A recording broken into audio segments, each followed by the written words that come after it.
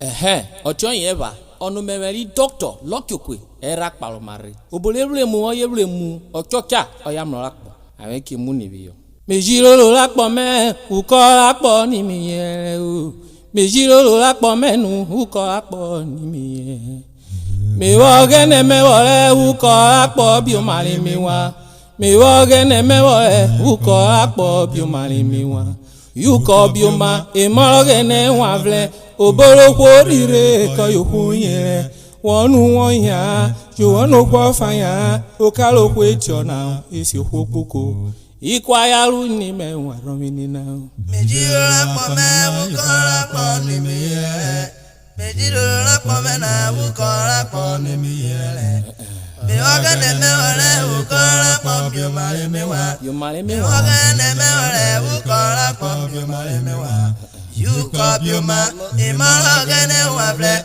obolo kwori ko yoku yire wanu woya wanu kwa fire okaro kwe jona bo se wokuko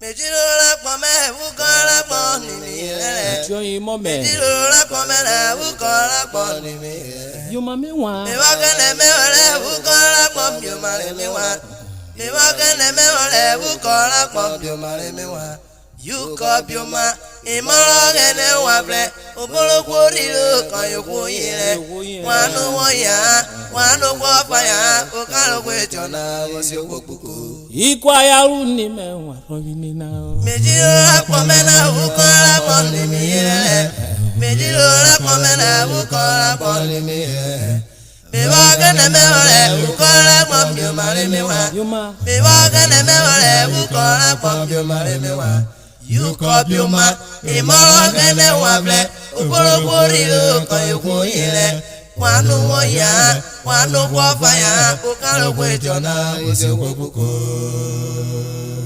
ocho yeva mi jo wa po me mi ke wo yire Olapo ni mi yan yo ko apo ki o vera o adu mejo wora ko mi ke wo yire ora ko ni mi ayo ko apo jora mejo wora ko mi ke wo yire ora ko ni mi ayo ko apo jora adu binu mejo wora ko mi ke wo yire po wo ko ko ni mi ayo ko apo jora ikewore mi wa o ikewore mi wa uko kewore mi wa adu ikewore mi wa uko kewore mi wa ikewore mi wa meji oro apo me ikewore mi wa folapo ni mi e ikewore mi wa mi wogene wole ikewore mi wa ko apo bi o ma mi wa adula ikewore mi wa uko bi o ma mi wa ikewore mi wa o mi wa po me kewere adula ikewore mi wa wonu oya ikewore mi wa ono kwa faje ya ikewore kalo kweto na isoko kuko ikewore mi kalo wa kweto na isoko adula ikewore mi wa uko kewere mi wa ikewore mi wa uko bi o ma mi wa ila ikewore mi wa wonu wo fe na agbada ikewore mi wa be suwori edi ikewore mi wa o kalo kweto na o ikewore mi kalo wa kweto na isoko kuko adula ikewore mi wa uko loni ovo ikewore mi wa be uko lo mose ikewore mi wa uko lu pe ya uko la ye URHOBO ikewore mi wa be akewore mi wa bre ogene la ikewore mi wa aye saju ko koko ikewore mi wa ọ̀ṣàlẹ́yẹ dúkọ̀ òkú. ila ikewore mi wa ètò àpọ̀lù kọ́ ẹ̀ wòlòkó náà. ikewore mi wa èmú sọ̀rọ̀ ọ̀rẹ́ mi wọ́ta wọ́. ila ikewore mi wa ọ̀nà ṣàròbó ikewore mi wa àpọ̀lọ́ yẹn á wonowono. ikewore mi wa ọ̀kẹ́ lójì rí wáyé. ikewore mi wa be ọ̀ṣàlẹ́ náà wọ́ọ̀rọ̀ wáyé nù. ikewore mi wa ògbóbùkọ kọ́yà pọ̀nrọ́ yẹn á. ikewore mi wa ọ̀yẹ́ náà kú kọ́ra yé. ila ikewore mi wa ojíwo kárẹ́ yàgò. ikewore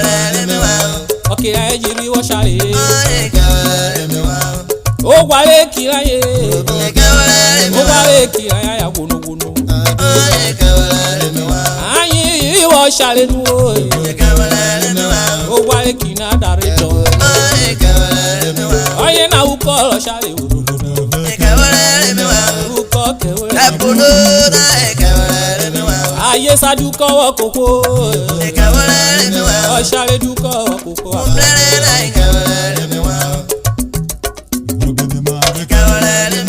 uko kewe mi wa pe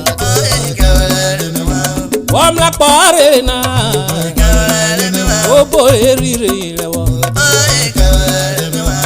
ani ko gbe o sha bo ba yo bo aye mu avana aye na le metana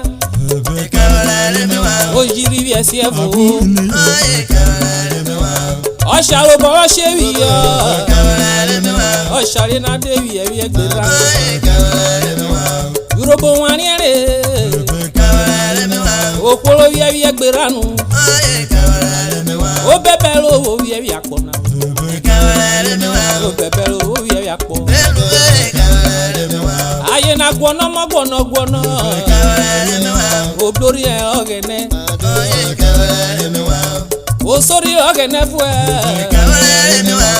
onu jaro don yi ori ogene dari neru ogene dari neru anero kayena ori ogene kosiri o kiwie asada neru nana KEVWO omo pako wena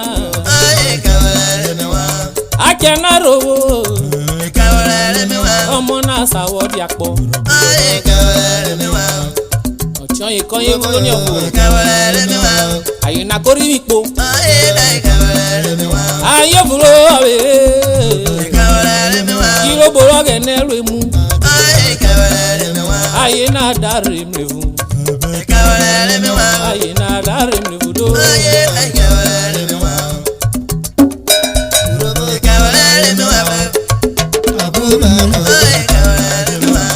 aye na ri wa mrevu asaro kidepo o sha ina ko kya ko mu evula ye na o mu evula ye na opora aye na de shire aso omle ni funo ye amyeni okay okay derio evuna ko bedwa aye na ko won daru ma won ye ya wo ko ye na uko ke wo le mi wa ofu jaye na oro ma blori e ogene ana na no boy mlori ogene oyi de shire aso efun e kola mi o efun yi na kola mi o kide de efun na koro marwa ori ogene re onero o dam lo bolivia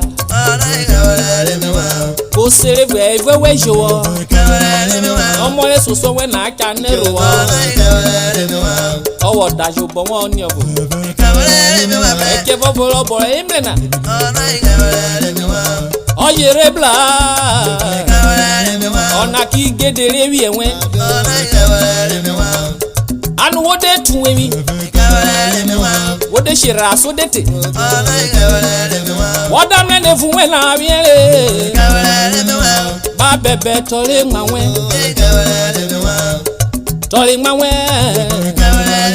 wo vle ne fulu we mi na osaro ki deri wode to boye wo kamlo bolivia wo uko kewe mi wa be wo jo sha enwe ni enu won yanu we mi le aye na no inyori wo eme wata na o aye na ri wo tun we mi okeri opo aye shere osha ina kovle okay ina wa mere konwe ro ma aye na Omwe vola ye na kumo kulora. Uko kewole le mewa. Aye nari wo gbegbe vle wa so. Ori wo ne vulo ye. Ifu na be ami erin. Aye na ko bebe vle jo shari yo ye wo. Aye na tole pulo. Aye na de vle loro. Ulu when you gbe awon ye koyo yara. Uko kewole le mewa. Okeri worie. Oshawe wo negbere. Otu we mi ran ye. Obe mla ye ran ye be kwa e. Oshawe na ko mana. Ani kiti boy ke gbefu na wi. Oshawe na ko te mana wo. Ovu bi efu gegerege. Aye ran re wore. Ano iri tuwe mi. Wonu vie kere. Omro sharon yo vevu gegerege. Oshari na kole. Aye mebiko. Wori mwevu wena mi yo. Aye ro iko sere. Uno holo we ofele. Be mwevu le yo. Oye be kari evu ye na.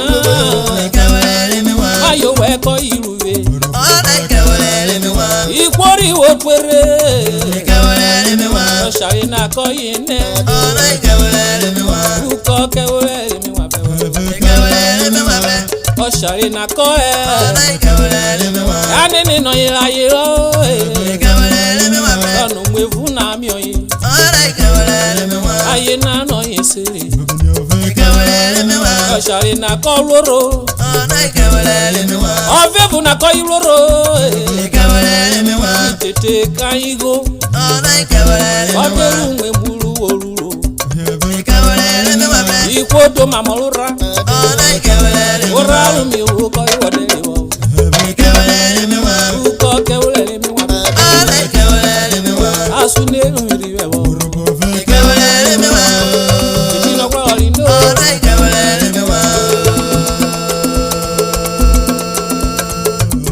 Ocho yeba. Oro ko gba ngbu gba loye. Eka woke na won yoro mi e gba ari e ye. Chief Emmanuel Okwe. Osi mopo. Ikoro para island wo. Oye bi ko me lo peta na yelu wo me fo were le muri ale we ko bi ro bolu re ki bu ne URHOBO. Eh, Stanley majemite. Isho baba na yelu we, me lo ko ji yelu we.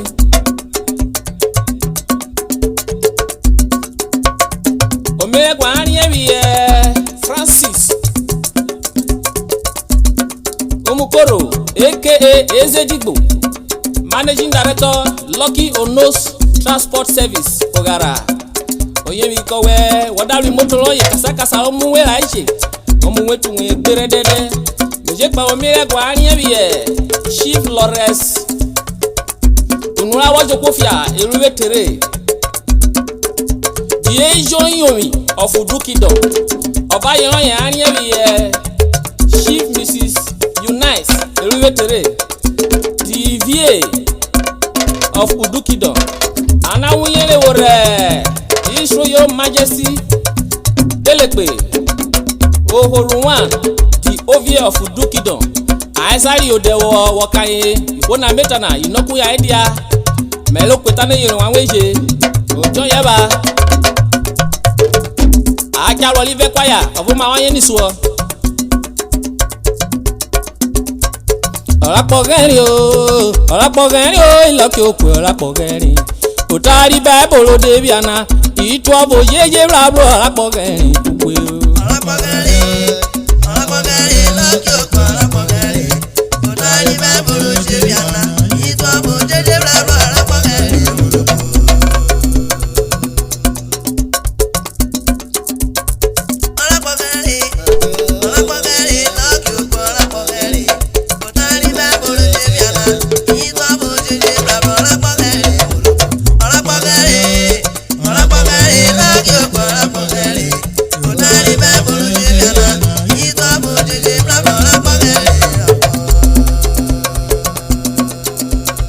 apogeni urubu apogeni oni obo apogeni otari babo ni obo jebiana otari babo lo devia itobo jejirabro wenugo obole bi asoke na wana obole bi asoke na wana ero ligbo ijetere asoke na wana obole bi apona okwo apo ni ogbo na ero si oje okwo rurobo ni o na ero si oje Osio daktaro, osio bibiyo. Osio na wo bibiyo ni ofo wewe no ye karo. Okwepo ano igwa mi metine tayo. Okore woni e osio koviti. Osori oviti oni obode kwe na kware. Ina kore so to na ye ikoro si opo na wacha.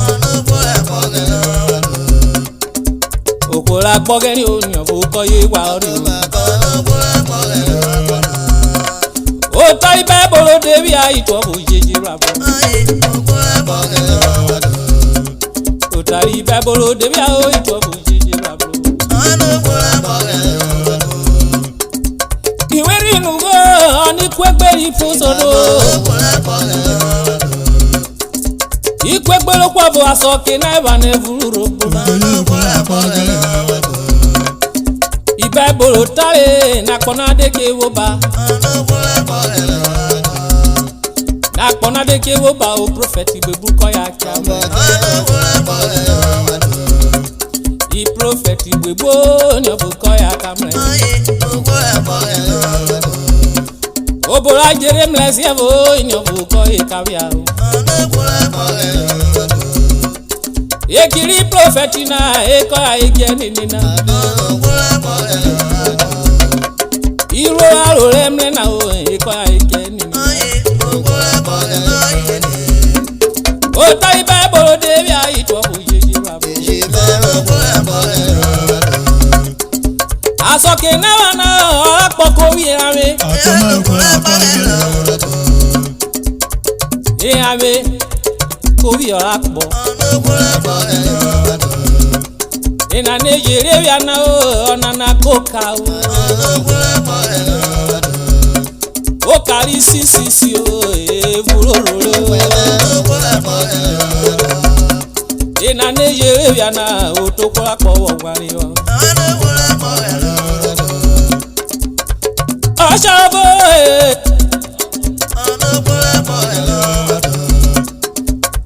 Asharina o kola gbona ye. Makeri owo pa eri na gare gaga. Eri owo pa Asharina oje ayewo na o. Eri na oga flopole to ma. Asharina ri wo flex. Ko bi prophet of Olano rebo koyin. Oyin da o waye. Ayi na da jan yo bo. The prophet na wo ne rire furu ma oyin oga prophet na kori ro ko fuere devil. Okola apogeni o ni ofogo apogeni no.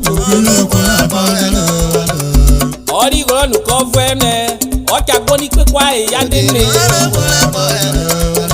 Pe kwa eya de ni o to re be furu irere e wo re mu oke. Ebele wo ni ninu so eya wo ni ninu so no to re e wo re mu oke. Yoda cha toro na ori aboro ye wo tere ogbunu yo cha wo toro. I prophet na fwe wo to ina so sa ina sa je. Ode ma gwe otayina so sharina sanje. O sharina ni lo ja o ma won na ikasa je koji ya kaja. Ada gwo na dia na. Oge ne mlasa ya na de ne e de voteri wo teti. Ikoroba e ya na ne mo bunu so wi yo. Ugi ofofu ke e fu. O sharina no malaria o de tu ye be furi koroba na. Ano yere yako mwebe na iko daware yabo konere. Okere wo popo ma iko bada gbawi o hore.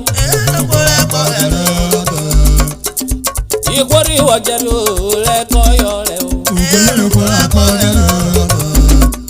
Ina mejere ya na ire ruli prophet ni. Ire rula mre ko eje ni na iko iwa ore. Otari babolo debi ai to bo yeje rabro. Otari babolo debi ai to bo yeje rabro. Okola pogari o ni obo asuni lo